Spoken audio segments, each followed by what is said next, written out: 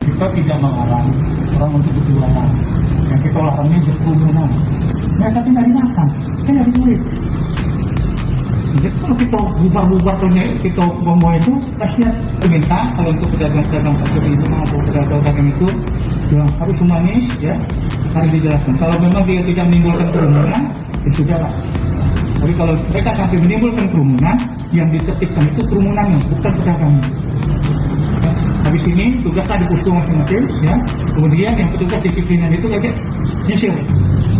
Yang nggak pakai masker, silakan nak suruh push up, atau nak suruh apa. Nah di sini kakek begitu masuk, naik motor, naik apa mobil dia nggak pakai masker suruh keluar, baik. Dia masuk dalam kawasan ini. Kawasan ini adalah kawasan kita tertibkan, pakai masker. Jangan lupa subscribe, share, komen, dan like ya.